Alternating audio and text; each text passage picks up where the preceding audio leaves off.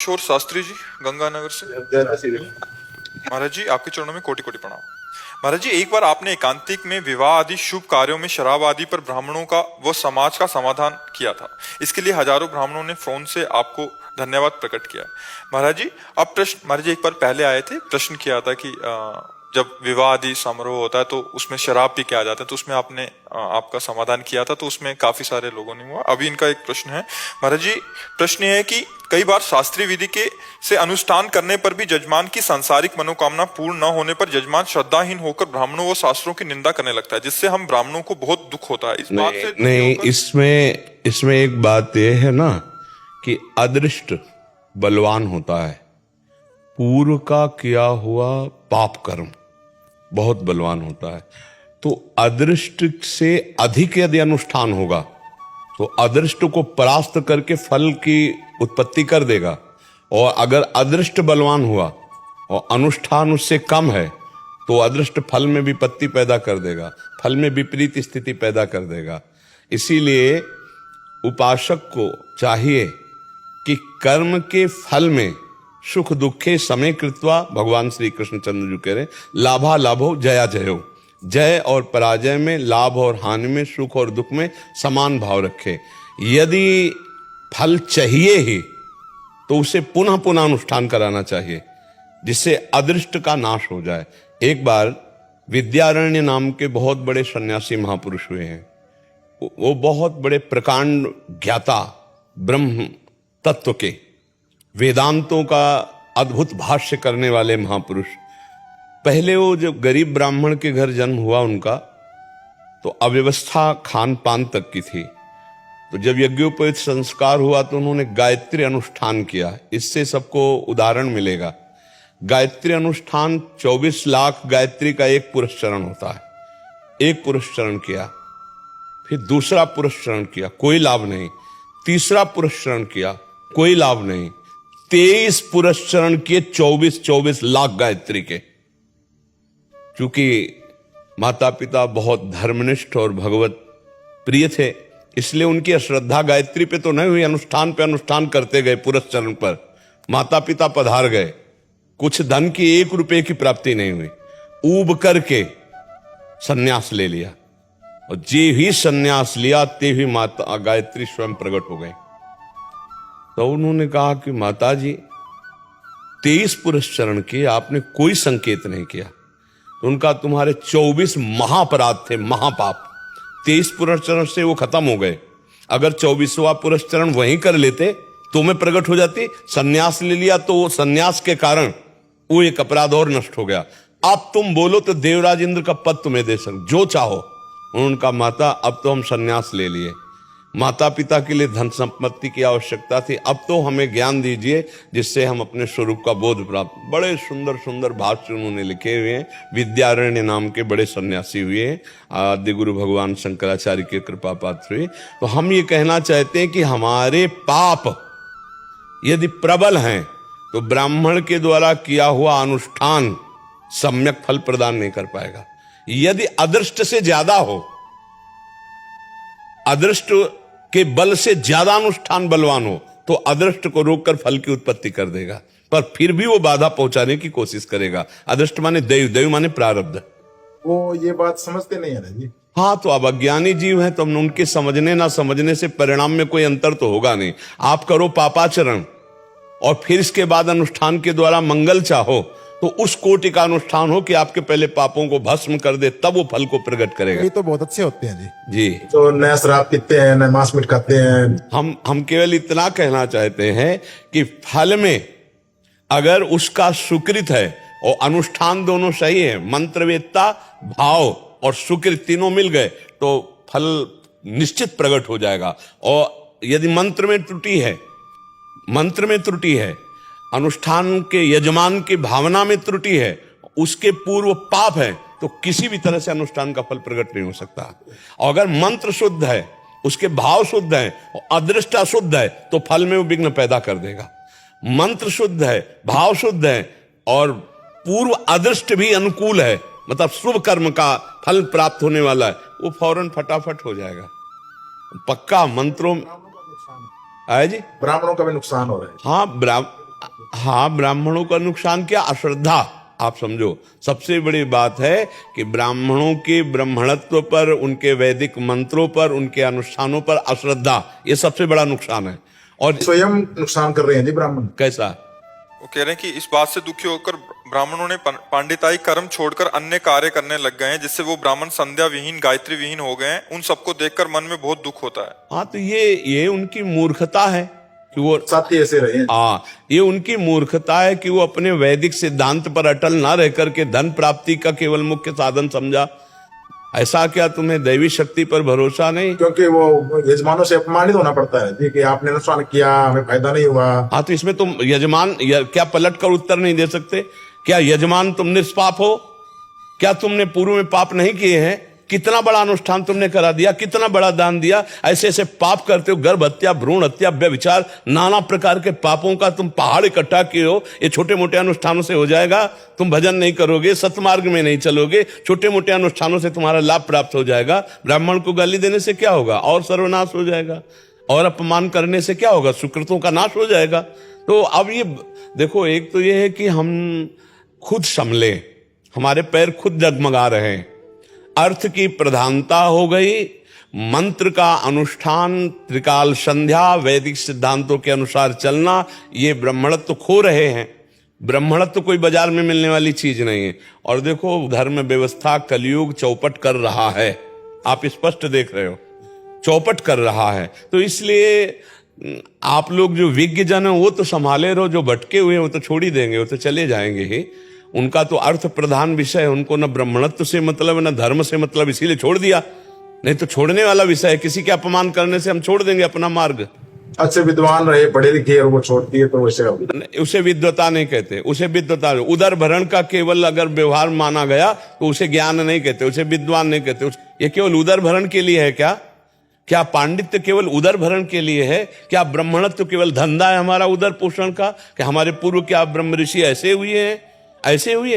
अरे आप देख लीजिए, अपने प्राणों को न्यौछावर कर दिया, तभी तो बड़े बड़े राजा महाराजा खड़ा होकर के उनका सम्मान करते थे, आदर करते थे। अपनी महिमा को समझो यार, चाहे फटा कपड़ा पहने हो, भूखे हो, लेकिन महिमा को तो समझो। अगर महिमा को नहीं समझोगे, रुपया पैसे तो चापलूसी करना पड़ेगा, माया की गुलामी करना पड़ेगा, विकारों की।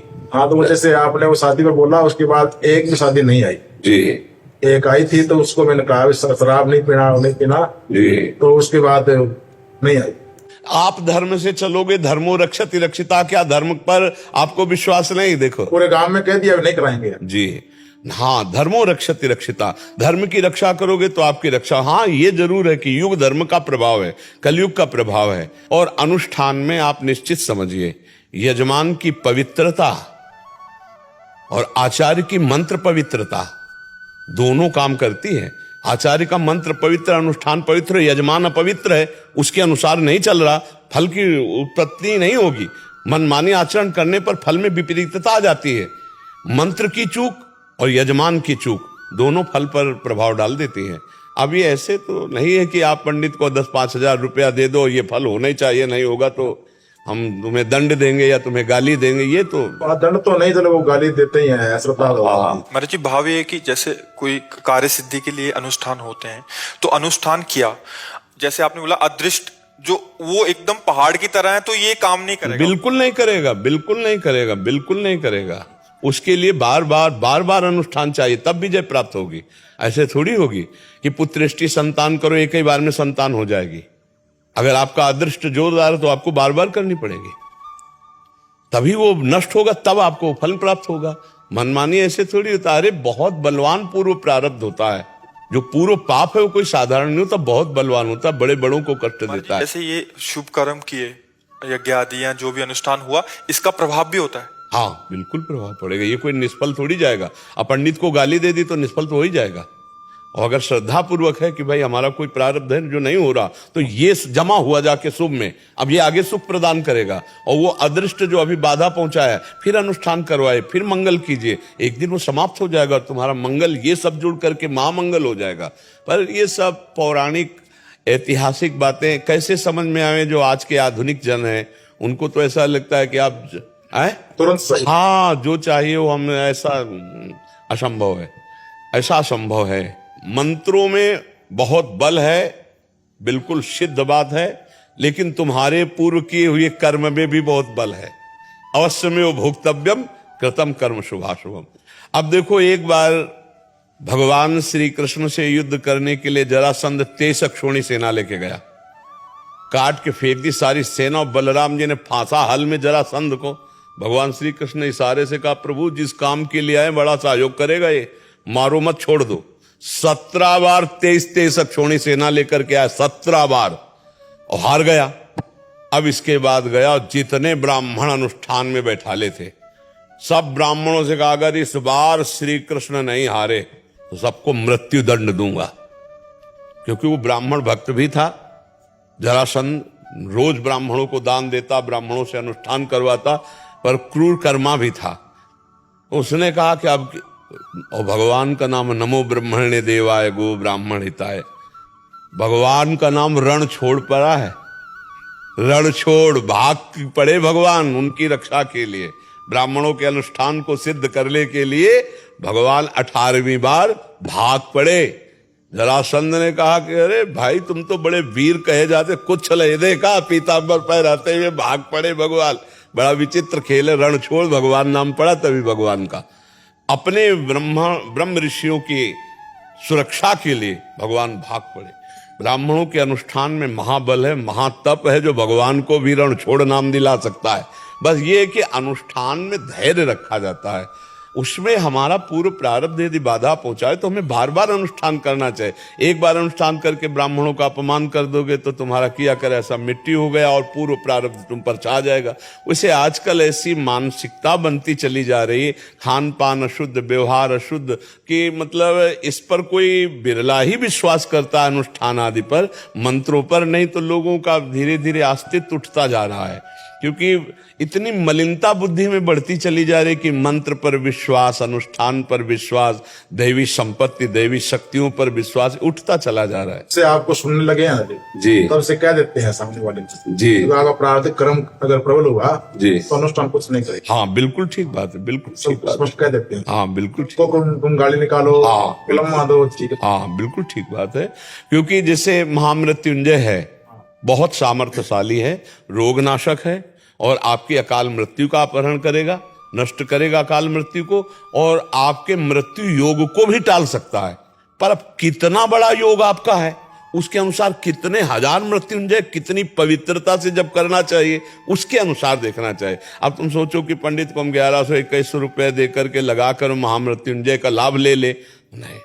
सर्वतो भावेन, उस समय उसको गुरु भाव से मानकर उसकी आज्ञा में, और परम पवित्र अपने आचरण, परम पवित्र दिनचर्या, और फिर मंत्र का अनुष्ठान हो, निश्चित फर्क पड़ेगा।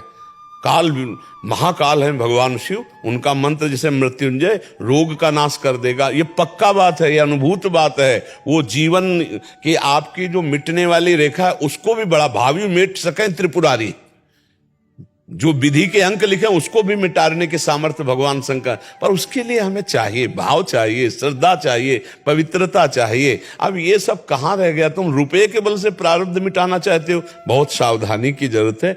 गलती हो गई, पूर्व पाप हमारा प्रबल है, अब हम अनुष्ठान करके उसको मिटा दें। देखो, अनुष्ठान किया श्रीमद् भागवत का गोकर्ण जी ने, तो महापापी धुंधकारी प्रेत बना हुआ सबके सामने विमान आया और भगवत धाम में गया ना, 7 दिन का अनुष्ठान, लेकिन और सुनने वाले नहीं गए। तब गोकर्ण जी ने कहा कि सुना तो इन लोगों ने भी, ये क्यों नहीं गए? अब जरा यहीं पर विचार कीजिए। तो उन्होंने कहा इनके और उसके भाव में अंतर है। उसने 7 दिन पानी भी नहीं पिया, और जो सुना उसका मनन किया, उसके अनुसार, मनन के अनुसार ये भगवत धाम को जा रहा है। इन लोगों ने मनन नहीं किया, इसलिए भगवत धाम नहीं जाएंगे। अगली बार फिर कथा सुनाओ, सब मनन करें तो सब भगवत धाम जाएंगे। बात समझो, एक ही जगह कथा हो रही है।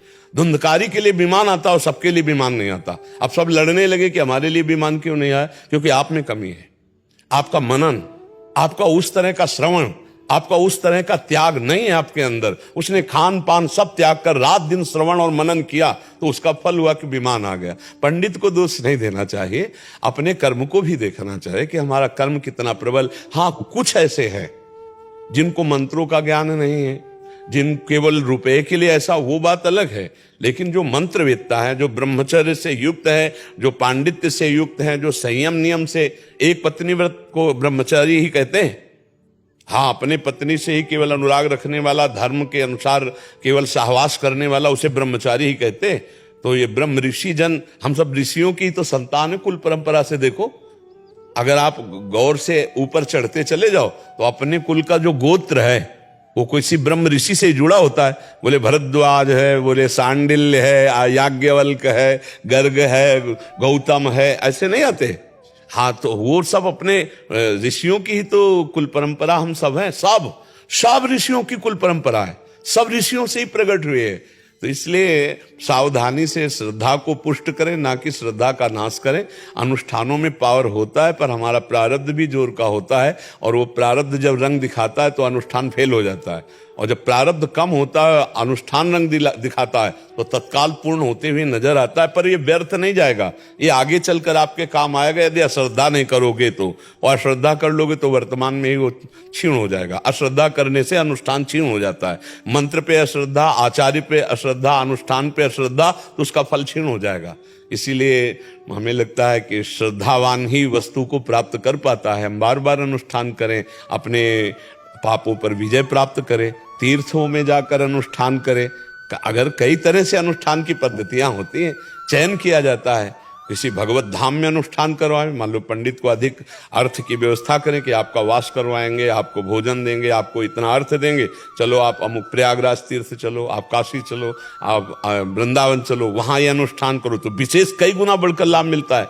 उसी अनुष्ठान का कई गुना बढ़कर लाभ मिलता है। महाराज जी, इसमें एक हमारा वो था, इसमें इसका इसी वाक्यों का वो लेके कभी इधर से भी गलती हो जाती है। धन आदि की अगर इच्छा प्रबल हो जाए तो सामने वाले को क्या पता कि हम कौन सा अनुष्ठान करा रहे हैं, और अनुष्ठान के लिए उसको प्रेरित कर दिया और फिर धन भी ले लिया और इधर करें उधर करें। हाँ, तो उसको तो लाभ मिलेगा जजमान को, और पंडित की दुर्गति होगी।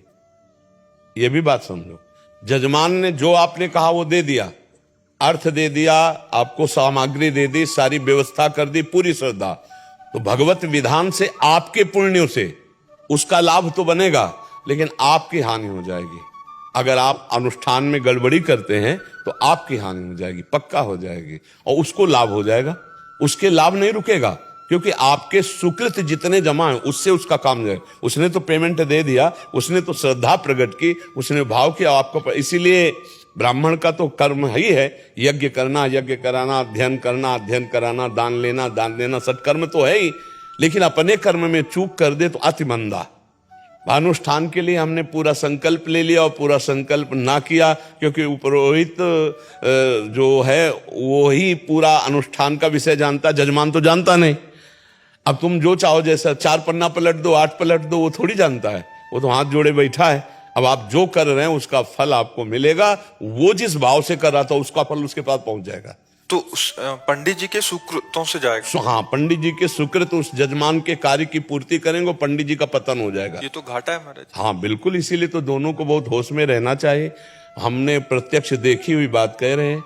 एक पंडित थे कानपुर में, वो आए और 10-12 ब्राह्मण और साथ ले, तो मृत्युंजय का अनुष्ठान था, और जब वो लौट करके आए तो बहुत सोना रुपया बहुत चीजें मिली, और 2-4 दिन में बीमारी शुरू हुई उनकी, और ऐसी बीमारी हुई कि सौंच के साथ खून, उनकी हालत खराब हो गई। लद कर फिर आश्रम में आए, गुरु आश्रम में। तब पूछा कि क्या हो गया, तो बोले जिस दिन से अनुष्ठान करके आए उस दिन हमका त्रुटि कर दी। मृत्युंजय जप का उसने सब कुछ आपको दिया भेंट, लेकिन आपने जप में त्रुटि कर दी। तो बोले 10 लोग हमारे साथ थे, उनमें से किसने त्रुटि की? हम कहा वो तो आपको केवल जानता है, मुखिया आप थे, आपको ही भोगना पड़ेगा। अगर आपके 10 लोगों ने त्रुटि की तो आपको ही भोगना पड़ेगा। हाँ, तो फिर बोले अब क्या करें? तो हम कहा अब तुम अनुष्ठान करो अपने बचने के लिए। अब मृत्युंजय का अनुष्ठान तुम खुद करो अपने लिए, वो काट देगा। फिर उस बात उस पर बहुत सूक्ष्म है, कोई खिलवाड़ ले है। हाँ, तभी तो पंडितों के चरण छुए जाते हैं कि वो जान की बाजी लगा करके मंत्रों के द्वारा दूसरे के पापों का नाश करके उनका मंगल करते हैं। तभी तो उनका चरण पूजा जाता है, तभी उनको प्रणाम किया जाता है। ये कोई खेल साधारण थोड़ी है। निश्चित दुर्गति हो जाएगी अगर अनुष्ठान पूरा नहीं किया। अगर बहुत सी बार बीमार हो जाते हैं ब्राह्मण से। हाँ, क्योंकि उसका प्रभाव आ जाएगा उसे।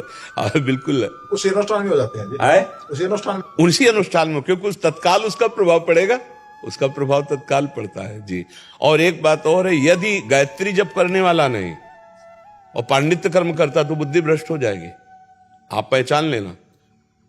अगर वो गायत्री अनुष्ठान नहीं करता है, स्वयं के लिए जप नहीं करता है और प्रतिग्रह लेता है और अनुष्ठानों में त्रुटि हो ही जाती है, ए पंडित जी तुम जल्दी विवाह करवाओ, अब उसको तो पता नहीं ना जजमान को, और आपने तो फिर वो बुद्धि धीरे धीरे पतित होती चली जाती है, भ्रष्ट हो जाती है। मतलब ऐसी भ्रष्ट हो जाती है कि हम आपको कैसे बतावें, बहुत बुरी तरह से, मतलब धर्म भ्रष्ट हो जाती है। भ्रष्ट होने का मतलब है धर्म भ्रष्ट हो जाना, बिल्कुल धर्म से पतित बुद्धि हो जाती है। अब ये पतित ही तो हो गई, जो आपने बताया ब्राह्मणत्व छोड़ करके अन्य कार्यों को चले जाना, तो पतित ही हो गई ना। हाँ, उनको देखते हैं बड़ा दुख होता है, तो 6-7 बड़े। नहीं, आपको धन्यवाद है कि आप ब्राह्मणत्व की वो बनाए हुए हैं। आपका चेहरा भी बताता है कि आप सुरक्षित हो, आप अपने ब्राह्मणत्व से आपका तेज जो है मुखारविंद का, नेत्रों को बताता है आप अपने धर्म से चल रहे हो और चलते रहना। किसी भी परिस्थिति में नमक रोटी खा के गुजारा करना, अनुष्ठान जो लेना कोई देखे न देखे, भरपूर अनुष्ठान करना जो शास्त्रीय पद्धति से है। दक्षिणा कम मिले चलेगा, अनुष्ठान में कमी ना हो, तो भगवान आपका मंगल करते रहेंगे। जजमान का मंगल भगवान देखते हैं, तो वो भगवान आपका मंगल करेंगे, क्योंकि आप ईमानदारी से लगे हुए हो और बेईमानी ना करें। बेईमानी होता मंत्र की चोरी करना, पाठ की चोरी कर लेना, क्योंकि जजमान को तो ज्ञान नहीं होता क्या है सांगोपांग अनुष्ठान, आपको ज्ञान है, आप उसको चोरी कर लेंगे तो आपकी हानि हो जाएगी। आप ऐसे चलिए और ब्राह्मणों को सद्भावनाएं पुष्ट कीजिए उनकी, कि अपने धर्म में रहें और हमारे समाज का कल्याण करें मंत्रों के द्वारा, कोशिश कर रहे हैं। हाँ, अनुष्ठानों के द्वारा। और आप व्रत भी रहा करिए। व्रत रहते हैं, एकादशी व्रत रहते हैं, हाँ श्री जन्माष्टमी, हाँ, एकादशी भी रहा करिए, क्योंकि व्रत, अनुष्ठान, गायत्री, संध्या, इन्हीं के तपबल से ब्राह्मणत्व सुरक्षित रहता है। हम इसी से दूसरों का कल्याण करते हैं।